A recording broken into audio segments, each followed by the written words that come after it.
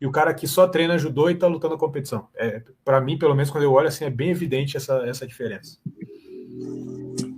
Bacana, fazer a pergunta final agora e vou relacionar, é lógico, todo mundo que está aqui vendo tem algum interesse pela luta de solo e, obviamente, tem um interesse muito grande na família Gracie, né? Não tem como a gente falar de luta de solo e não, em algum momento, falar sobre a família Gracie, que não foi citada, até porque a gente estava falando das origens da luta no Japão e também são as origens da própria família Gracie. Mas como que você, começando com o Bruno e depois com o Guga, coloca a importância histórica da família Gracie, né? Não contextualizando se foi a melhor, se foi a pior, isso, aquilo, mas a importância do que essa família tem, que não tem como falar, ela influencia no mundo inteiro, até a ponto de vocês falarem que o pessoal do Kosen hoje em dia está treinando no Brasil em jiu-jitsu. Várias pessoas ao longo da história vieram para o Brasil para aprender com pessoas da família Gracie, para aprender com o Mestre Hélio, para aprender com o Carson, o Nakai perdeu para o Rickson, a luta depois ele foi até a academia se eu não me engano, do Carlinhos Gracie, né?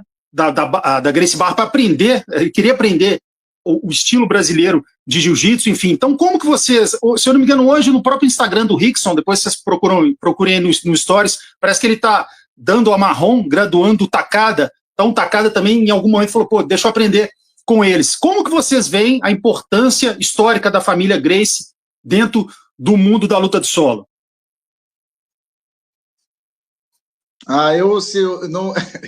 Não é da minha alçada, por incrível que pareça. Eu treino jiu-jitsu, gosto de jiu-jitsu, mas eu sou praticamente zero na questão histórica do jiu-jitsu. Assim, eu sei que foram extremamente importantes e tal, principalmente o Carson, né? E todo mundo, né? O Hélio, o Mestre Hélio, o Carlos, todo mundo foi muito importante.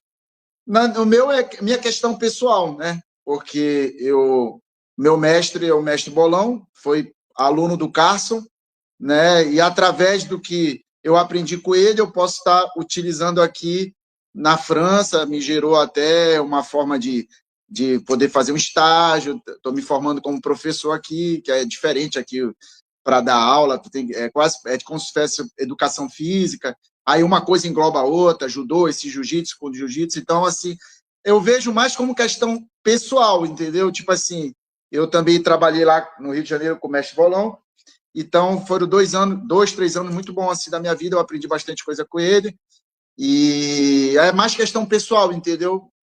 Satisfação, né, poder hoje estar aqui na França, abriu portas para mim, né, inclusive é questão histórica, né, o Maeda também chegou em Belém, né, barganhou com o judô, o jiu-jitsu, enfim, conseguiu obter bastante coisa, então o jiu-jitsu tem essa magia, impressionante, né, eu não vejo isso com o judô, infelizmente, mas o jiu-jitsu abre portas.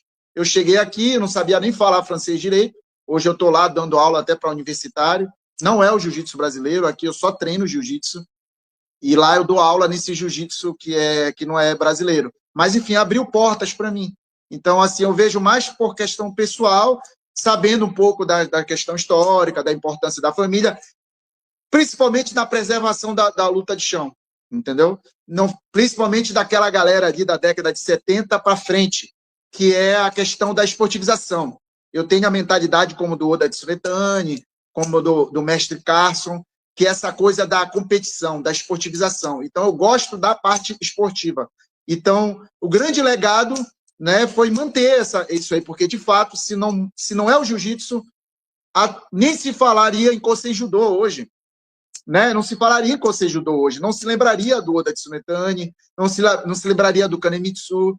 Então, assim, é uma coisa puxa a outra. Então, é uma grande satisfação, é um legado que o jiu-jitsu manteve, aperfeiçoou, né, desenvolveu muito mais. Existem pessoas que tentam comparar, quando eu posto na minha página alguma técnica, tipo, guarda de la riva. Aí todo mundo pensa que eu quero dizer que o Kosei Judô é melhor do que o jiu-jitsu. Não tem nada a ver. Como é que uma coisa que foi desenvolvida há 100 anos atrás pode ser melhor que agora? Não existe, entendeu? Então, mas é uma coisa legal. Houve ali, embora uma conexão indireta, digamos assim, né?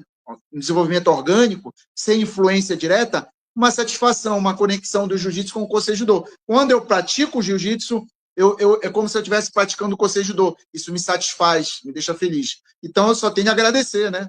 Por tudo. Então, basicamente é isso. A questão pessoal e a questão histórica relacionada ao Kosei Judô, que me preenche. Treinando jiu-jitsu me preenche, coisa que não me preenchia quando eu praticava judô. Sempre queria treinar chão e nunca era aquele chão horroroso, né? Convenhamos. Então, satisfação e é isso.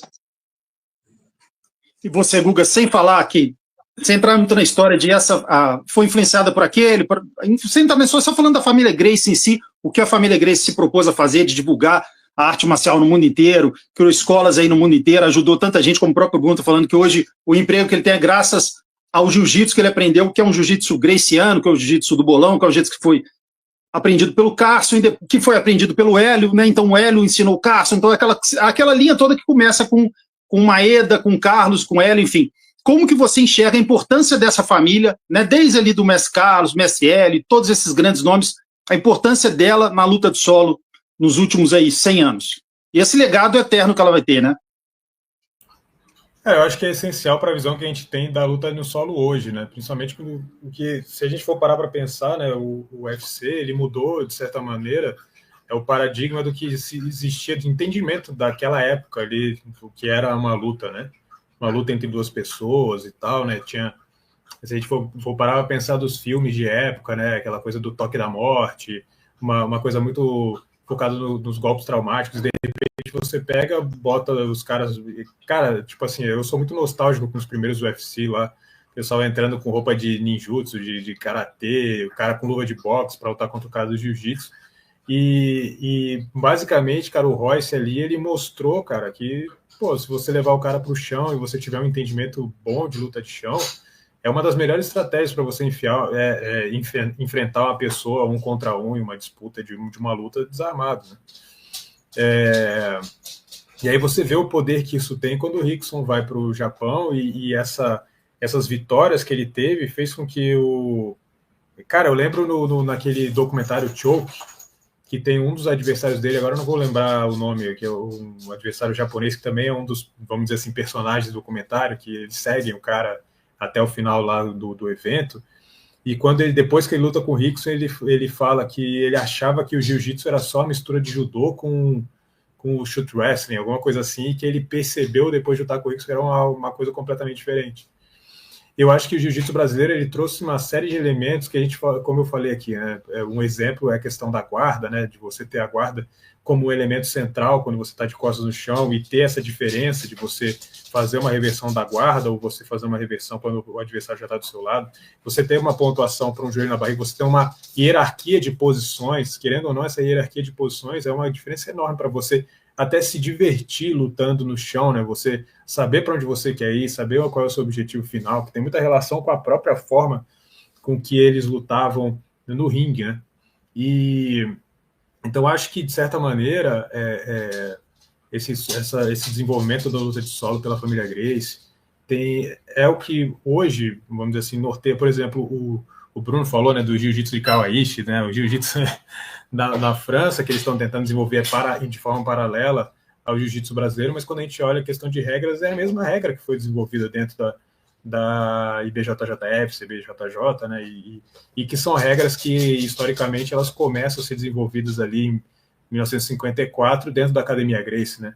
Você tem uma pontuação específica para uma montada ou para uma pegada de costas que é uma pontuação diferente de um controle lateral, na verdade, o controle lateral no jiu-jitsu nem tem ponto, né? O ponto é pela passagem de guarda, né? Então é uma estrutura, no fim das contas, mesmo que você não fique pensando em termos de pontuação como se você estivesse lutando no campeonato, é uma coisa que dentro do jogo, que é a luta de chão, torna a luta de chão muito interessante, que eu acho que isso é até que o Bruno quis dizer quando ele fala que ele gosta muito mais de treinar a luta de chão dentro da perspectiva do jiu-jitsu do que da perspectiva do judô, né? Então, esse desenvolvimento todo e essa coisa de você mostrar a luta de solo como uma coisa de combate mesmo entre duas pessoas em um momento, em uma época da história que a gente tinha muito essa coisa dos filmes de artes marciais, né? Até uma época que tinha a coisa do Bruce Lee, né? A gente lembra do Rorion chegando nos Estados Unidos desafiando caras do Hapkido, né? E tudo isso é uma coisa que muda completamente a cabeça de qualquer pessoa que assiste aquilo ali. E fala, e de repente, o cara que estava treinando Kung Fu, ele fala, pô, eu fiquei esse tempo todo aqui treinando soco, chute, não sei o que lá, e aí eu olho, o cara gruda no outro, bota no chão e acabou tudo aquilo que eu sabia, né? E então, de certa maneira, se não fosse a família Gracie, hoje eu não vejo como a gente tivesse a visão, vamos dizer assim, dentro do mundo das lutas, da importância da luta de solo que a gente tem hoje. ainda que houvessem outros, né, que também trabalham na luta de solo, mas eu não consigo enxergar dentro do que foi feito pela família Gracie, realmente não vejo paralelo. Eu acho que na história recente, história moderna das artes marciais, eu imagino que seja a família de lutadores mais importantes que a gente tem no mundo na história recente aí, pelo menos, né? Eu não vou falar de toda a história de toda a nossa história, mas pelo menos na história recente, moderna aí das artes marciais, né? O impacto da família Gracie eu não vejo em nenhum outro caso, assim, com o mesmo nível assim, de mudança da perspectiva, do olhar das pessoas para a luta que eles tiveram. Bacana. Tem alguma coisa para acrescentar, Bruno? Não, basicamente é isso mesmo, entendeu? Aí eu acho engraçado porque eu faço os vídeos na minha página, né, mostrando as técnicas que já existiam 100 anos atrás, 70, 80 anos atrás, e as pessoas veem como se fosse uma afronta, ou como se eu quisesse, de alguma maneira, denegrir o jiu-jitsu, como se o jiu-jitsu precisasse disso, né? E falam, vai praticar jiu-jitsu. Aí o cara acha que eu não treino jiu-jitsu, que eu só treino judô. Entendeu? Tu é anti-Gracie. Como é que eu vou ser anti-Gracie se a minha linhagem vai bater lá no Hélio Gracie? Né? Se o meu mestre é o Bolão foi aluno do Cássio, o Cássio foi aluno do Hélio. Então, né? Quando eu falo aqui na França que eu sou do jiu-jitsu, né? Minha linhagem está próxima. Na verdade, a minha linhagem cruza 2 vezes. No judô, lá de Belém, que eu sou de Belém, morei no Rio muito tempo, mas eu sou de Belém. Vem no Codicoma das 2 vias, então, tanto pelo judô como pelo jiu-jitsu.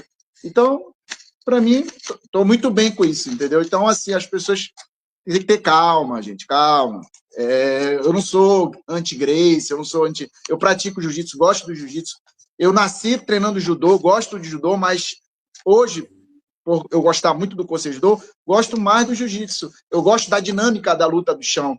Sem contar que eu já estou com 37 anos. Imagina se eu ficar tomando queda todo dia, eu não aguento. Não dá. Então é melhor treinar no chão, fazendo a minha guardinha lá, passando, tá bom, tá ótimo assim.